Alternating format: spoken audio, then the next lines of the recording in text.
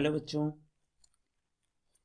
मैं ये वीडियो आप लोगों की ऑनलाइन टीएमए सबमिशन पे डू एंड डोंट में बनाना चाह रहा हूँ। ठीक है।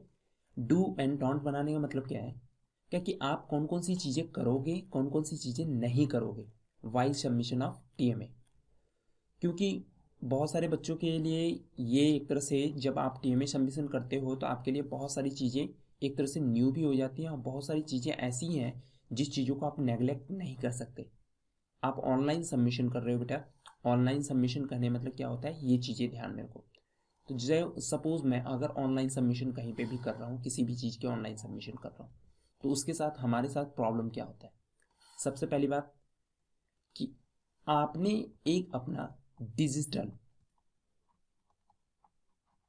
डिजिटल फुटप्रिंट छोड़ दिया बेटा। ठीक है। ठीक है।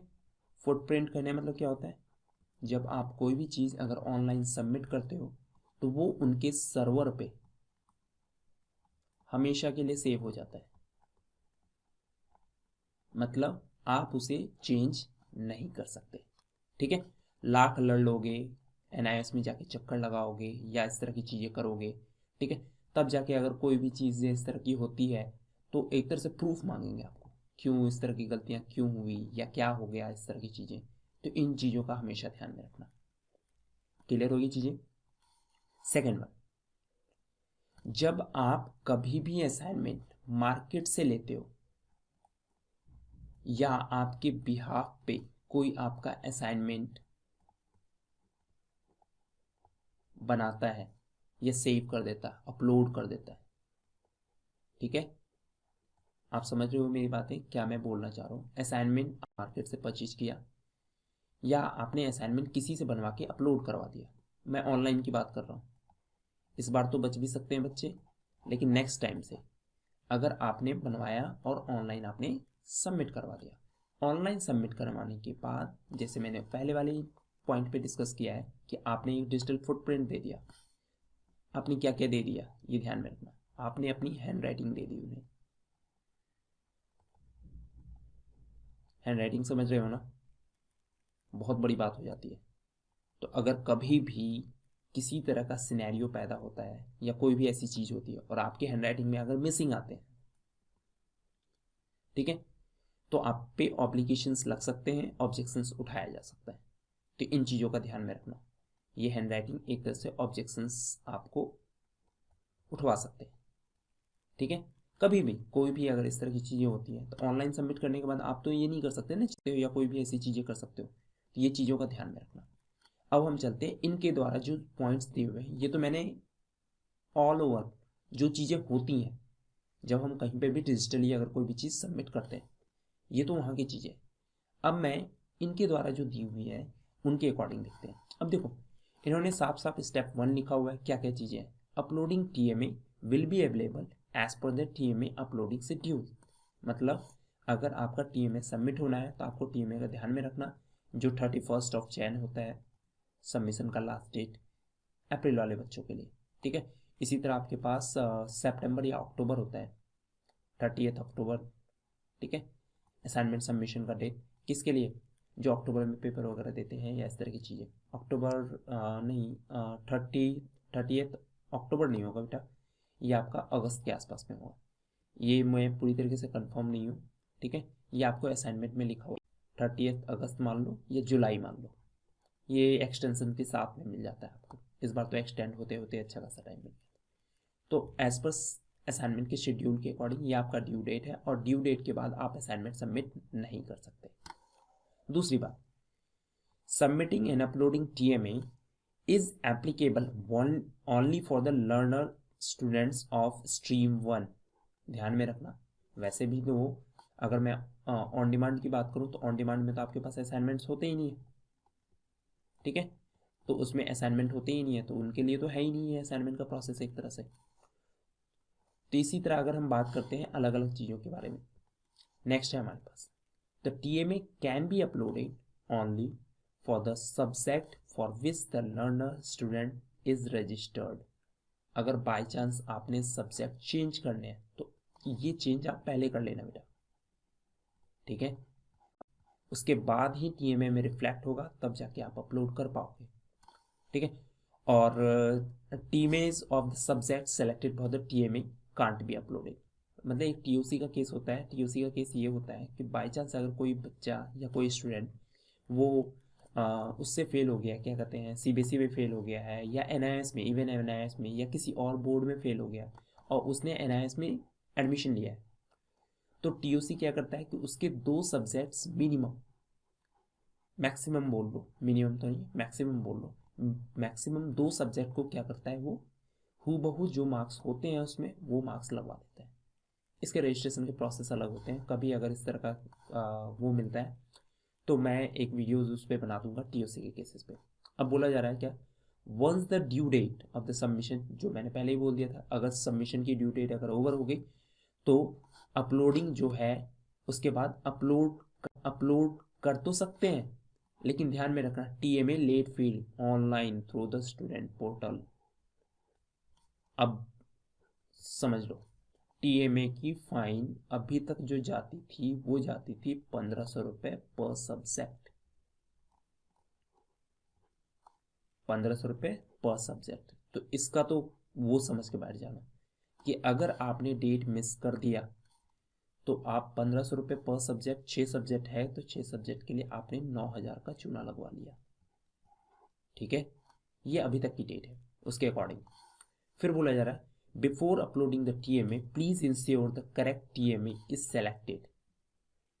ध्यान में रखना, ये एकदम मस्ट वाला ऑप्शन बोल दिया इन्होंने, क्या कि अगर आपने असाइनमेंट गलत अपलोड कर दिया, अगर आपने गलत अपलोड कर दिया असाइनमेंट, तो ये कोई भी चांस नहीं देंगे री अपलोड करने का। मतलब उस असाइनमेंट के मार्क्स आपके 0 लगा सकते हैं, क्योंकि इन्होंने पहले ही पोर्टल पे लिख रखा है। ठीक है, हालांकि थोड़ी सी तो कम से कम इंसानियत के नाम की चीज़ तो होगी इनके पास, क्या कि ये 0 ना लगा के कुछ मार्क्स वगैरह दे दे या कुछ। लेकिन ध्यान में रखना, क्या कि ये सारी सारी चीज़ें आपके गलत अगर रहेंगे तो उसके मार्क्स चेक ही नहीं होंगे। दूसरा नेक्स्ट स्टेप है TMA status can be seen the TMA status on the TMA tile. आपको पता ही है, मैंने दिखाया था अभी पिछले वाले वीडियो में, जिसमें TMA टाइल के बारे में बताया गया था, कि जिसमें मैंने स्टूडेंट डैशबोर्ड पे दिखाया था कि वहाँ पे अपलोड और TMA स्टेटस का नाम लिखा हुआ था। आप TMA स्टेटस पे क्लिक करते हैं उसके अकॉर्डिंग हो जाता है। अब बोला जा रहा है there are 4 steps of the processing in uploading the TMA। इन्होंने अपने अकॉर्डिंग कुछ TMA के प्रोसेसिंग के स्टेप्स यहाँ पे बेसिकली आपको कंडीशन समझाएं, क्या कि ये NIS की तरफ से कौन कौन से कंडीशंस बनाए गए। डाउनलोड करना ये तो आपको NIS की वेबसाइट से भी मिल जाता है, तो मतलब इसके लिए कोई दिक्कत है ही नहीं। नेक्स्ट आपके पास है प्रिपेयर द हैंड रिटन इन्होंने साफ साफ बोल रखा है। और नेक्स्ट बोला है marking etch page with the page number. मेरी मानो तो आप हर एक पेज नंबर पे आप अपने जो भी एनरोलमेंट नंबर है, ठीक है, जो भी है उसके अकॉर्डिंग डाल दो। मान लो अगर मैं मेरे अकॉर्डिंग आप क्या कर सकते हो, हर एक पेज पे अपना एनरोलमेंट नंबर और लास्ट में अपना एक सिग्नेचर जरूर कर दिया करना। ठीक है, और पेज नंबर तो मस्ट है बेटा, पेज नंबर तो डालना ही है। इन्होंने साफ साफ लिख रखा है कि etch page with the page number. अब पेज नंबर आप पे डिपेंड करता है कि आप पेज नंबर किस तरह डालते हो। ठीक है, नेक्स्ट हमारे पास क्या है, scan and handwritten TMA into PDF format में। आपको PDF फॉर्मेट में क्या करना है, इस पर्टिकुलर चीज़ को सेव करना है। ठीक है, नेक्स्ट उसके बाद है आपके पास upload the TMA and save into PDF file. जो आपने सेव कर रखा है ना PDF फाइल के फॉर्मेट में, आप उसको क्या करो, पर्टिकुलरली अपलोड कर दो। अब इसके बाद एक और सिनेरियो आ जाता है बेटा, जब आप यहाँ पे व्यू एंड अपलोड TMA का ऑप्शन पे क्लिक करते हो, तो जब आप क्लिक करते हो तो आपके पास एक और ऑप्शन आता है जिसमें आपके पास लैंग्वेज आता है सिलेक्ट करने के लिए। हिंदी तो ऑब्वियसली बात है हिंदी में ही आएगा, इंग्लिश ऑब्वियसली बात है इंग्लिश में ही आएगा। लेकिन कभी कभी आपके पास दिक्कत आएगी, किस पे आपके पास आएगी, जैसे सपोज होम साइंस में आपके आ गया हिंदी और इंग्लिश बोथ आ गया। ठीक है, इस तरह करके आ गया। पेंटिंग में आपके पास सिर्फ इंग्लिश आया।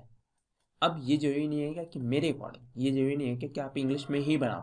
ठीक है, डेटा एंट्री अगर इंग्लिश में आ गया है तो आप ये जरूरी नहीं है कि आप इंग्लिश में ही बनाओ डेटा एंट्री। लेकिन आप अपलोड कर सकते हो। इस सिनेरियो के थोड़ा सा समझ सकते हो क्या कि आपने अगर मीडियम, ध्यान में रखना, अगर आपने मीडियम अपना हिंदी ले रखा है तो हिंदी कहने मतलब क्या है, क्या कि सारे के सारे सब्जेक्ट आपने हिंदी में, इंग्लिश को छोड़कर आपने सारे सब्जेक्ट के असाइनमेंट हिंदी में ही बनाए होंगे। अब अगर वहाँ पे ऑप्शन इंग्लिश का आ रहा है या कोई दूसरा ऑप्शन आ रहा है तो इसमें आपकी गलती तो है नहीं। तो आप नॉर्मली क्या करोगे, उस असाइनमेंट को एज इट इज़ सबमिट कर दोगे, क्योंकि आपका मीडियम क्या है, हिंदी का है। और ये वाला रिकॉर्ड तो उनके पास है, मतलब आपने एडमिशन के समय में ही अपना मीडियम सेलेक्ट किया, तो इससे कंफ्यूज होने की ज़रूरत नहीं है या इसमें ज़्यादा दिक्कत करने की ज़रूरत नहीं है, क्योंकि आखिर ये गलत हो जाएगा या कोई भी ऐसी चीज़ें हो जाएंगी। तो इस तरह आप लोग अपना असाइनमेंट सबमिट करके आसानी से बच सकते हो। लेकिन ध्यान में रखना, कुछ कुछ चीज़ें जो मैंने शुरुआत में बता रखी हैं उन चीज़ों का हमेशा ध्यान में रखना। सबसे पहले आपके अपने हैंड रिटेन होने चाहिए, किसी और से लिखवा के मत डालना या मत भिजवाना। या कोई अगर आपको बोलता है क्या कि आई विल सबमिट दैट, हाँ आप सबमिट कर दो लेकिन मुझे रिटर्न वाला असाइनमेंट तो दो, जो मैंने रिटर्न असाइनमेंट मेरे पास था।